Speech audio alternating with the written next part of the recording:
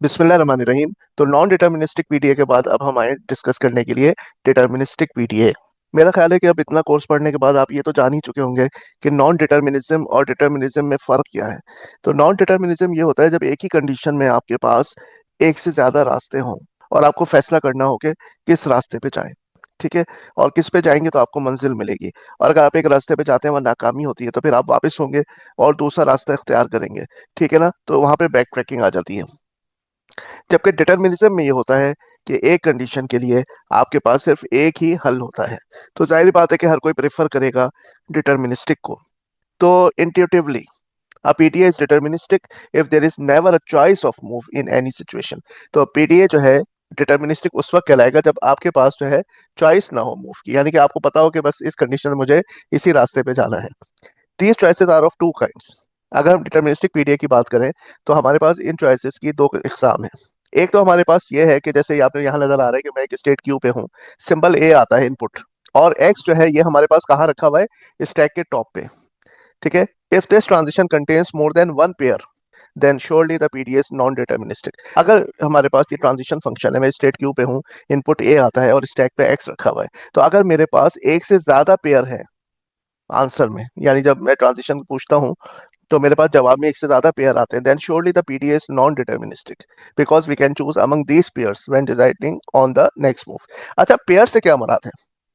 आपको याद होगा कि हमारे पास जब हम ट्रांजिशन पूछते हैं पुश डाउन ऑटोमेटा में, तो हमें वो पहले बताता है किस स्टेट पे जाना है, और सेकंड वो ये बताता है कि स्टैक के साथ क्या करना है। तो ये दो चीजें हो गई ना जवाब में।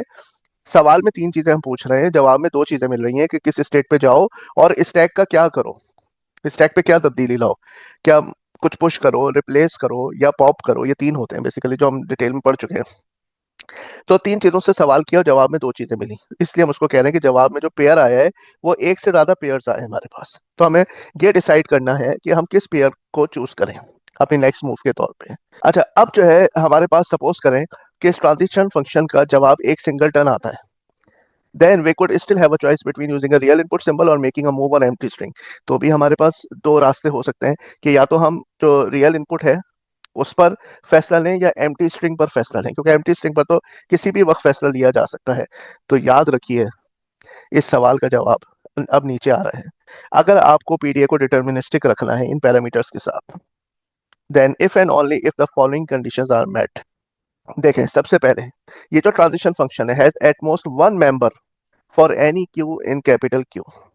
आपके पास एक स्टेट आनी चाहिए, एक से ज्यादा स्टेट नहीं आनी चाहिए। अब इस पे या तो ये ए है जो कि सिग्मा से बिलोंग करता है यानी इनपुट से, या फिर ए की जगह पे एम्प्टी स्ट्रिंग है, और एक्स हमारा क्या है, वो सिंबल जो कि टॉप ऑफ द स्टैक पे मौजूद है। सपोज करें कि ये जवाब हमारे पास जो है वो नॉन एम्प्टी आ रहा है, यानी कोई जवाब आया है, उसने हमें बताया है कि इस स्टेट पे चले जाओ और स्टैक पे ये तब्दीली ले आओ for some A in sigma. तो फिर ऐसी सूरत में एम्प्टी स्ट्रिंग पे कोई जवाब नहीं होना चाहिए। ये क्या मतलब हुआ? देखें, आप क्यू स्टेट पे हैं, ए इनपुट आया है, स्टैक पे एक्स रखा हुआ है, तो आपने कहीं पे ट्रांजिशन ले ली जहाँ पे आपको इसने कहा कि फला स्टेट पे चले जाओ। ठीक है, यहीं पर अगर ए की जगह एम्प्टी होता, तो अब आप तसव्वुर करें कि ए की जगह पे अगर एम्प्टी है और स्टैक पे एक्स है, तो कंडीशन तो सेम हो गई ना कि आप क्यू स्टेट पर हैं और स्टैक पे एक्स रखा हुआ है। अब या तो ए है या कुछ भी नहीं है। तो क्या मतलब है कि ए पे आप फैसला लें या आप ए को इग्नोर करके फैसला लें। तो ये तो दो चॉइसेस हो गई ना। मेरी बात समझ में आई आपको? क्योंकि अब यहाँ पे क्या है, स्टैक की कंडीशन भी सेम है और स्टेट की कंडीशन भी सेम है।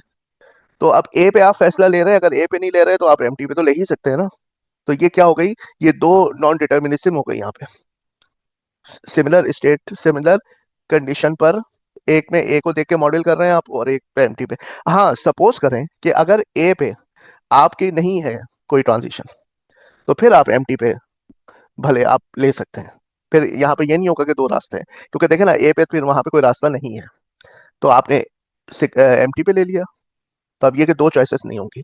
लेकिन हाँ, अगर ए पे वो कोई जवाब दे रहा है आपको, तो फिर आप एमटी पे कोई जवाब की तवक्का ना रखें, क्योंकि फिर ये नॉन डिटर्मिनिज्म हो जाएगा। अब ये हमारे पास जो हमने लास्ट में एक लैंग्वेज की थी, और उसके हमने मेंबर्स देखे थे।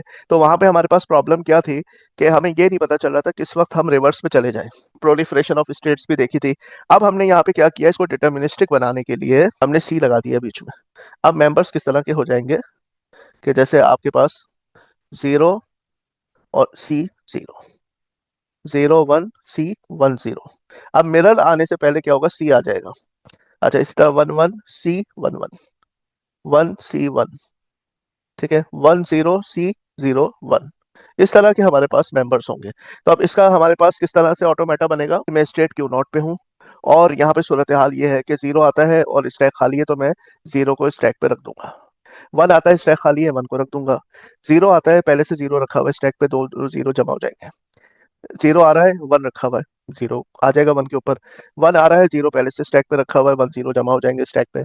1 आ रहा है, 1 पहले से स्टैक पे रखा हुआ है, दोनों 1 जमा हो जाएंगे। ठीक है, यानी जब तक मेरे पास सी नहीं आता तो जो इनपुट आ रहा है लेफ्ट वाला उसको मैं स्टैक पे रख लूंगा। मिसाल के तौर पे आप इसको ले लें, 10 C 0 1 को ले लें। पहले मेरे पास स्टैक खाली है तो Z0 रखा हुआ है, ठीक है, इसको ले रहा हूँ मैं 10 C 0 1, ठीक है। या चले कोई और ले लें, 1 0 0 1 1 C 1 1 0 0 1, ठीक है। अच्छा, Z0 रखा है और 1 आया मेरे पास, ये देखें 1 आया।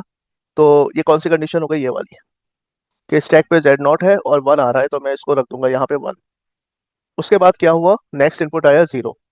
तो जो 0 इनपुट आएगा उसको स्टैक पे क्या रखा हुआ नजर आएगा, उसको ये रखा आएगा कि नजर आएगा कि 1 रखा हुआ है। तो 1 रखा हुआ है और 0 आ रहा है, ये वाली कंडीशन। 1 स्टैक पे है और 0 आ रहा है, तो ये 0 भी इस 1 पे के ऊपर आ जाएगा और ये क्या हो जाएगा, 0 1 हो जाएगा। ये देखिए आप, 0 1 हो जाएगा। अब 0 आ रहा है और स्टैक पे पहले से 0 रखा हुआ है, कौन सी कंडीशन हो जाएगी, ये वाली कंडीशन, थर्ड वाली। तो क्या होगा, दोनों 0 जमा हो जाएंगे स्टैक पे। अब 0 के बाद क्या आ रहा है, 1 आ रहा है। तो 0 स्टैक पे रखा है, 1 आ रहा है, ये रही कंडीशन। 0 स्टैक पे रखा है, 1 आ गया, तो हमने यहाँ पे स्टैक पे जमा कर दिया 1 0, ठीक है, 1 0 जमा हो गया। अब आ रहा है 1 और 1 ही स्टैक पे रखा हुआ है, ये देखें आप, ये वाली 1 आ रहा है, 1 स्टैक पे रखा है, ठीक है। अब सी आ गया, जैसे ही सी आया हमने अपना पैंतरा बदला और हम नई स्टेट पे चले गए Q1 पे, ठीक है। जब सी आ रहा था तो उसको स्टैक पे क्या रखा हुआ नजर आया, 1। ये देखें, स्टैक पे टॉप पे क्या रखा हुआ था, 1 रखा हुआ था, ये रहा स्टैक का टॉप। ये देखें, सी आया तो 1 रखा हुआ था। ये भी हो सकता है कि सी आए और उसको 0 मिले स्टैक के टॉप पे, हो सकता है। और सी आए और स्टैक खाली मिले, ये भी हो सकता है। खाली सी भी हो सकता है, खाली सी भी एक्सेप्टेबल, इधर एम्प्टी स्ट्रिंग इधर एम्प्टी स्ट्रिंग, ठीक है ना। तो हम Q1 पर आ गए। अब Q1 पे आने के बाद 1 के मुकाबले में 1 मिलना चाहिए, 0 के मुकाबले में 0 मिलना चाहिए। अब पहला है 1 और यहाँ क्या रखा है, 1 रखा है, तो ये 1 कैंसिल हो जाएगा, हम यहाँ आ जाएंगे, ठीक है। फिर आपको 1 मिला तो ये 1 कैंसिल हो जाएगा, फिर 0, ये 0 कैंसिल हो जाएगा, फिर 0, ये 0 कैंसिल हो जाएगा, फिर 1 और ये 1।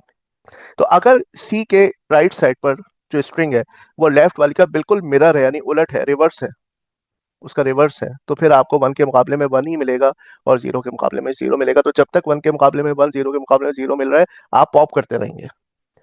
इस अमल के तहत जैसे ही स्टैक खाली होता है, यानी Z0 बचता है स्टैक पे और इनपुट आना बंद हो जाता है, तो हम यहाँ पे क्या कर लेंगे, इसको एक्सेप्ट कर लेंगे, ठीक है। अब आप कह सकते हैं कि सर ये देखें, यहाँ पर भी तो आप ऐसे कर रहे हैं कि एम की एक ट्रांजिशन आ रही है, एक 0 1 की, इस स्टेट पे 0 1 की ट्रांजिशन है और एम की भी आ रही है।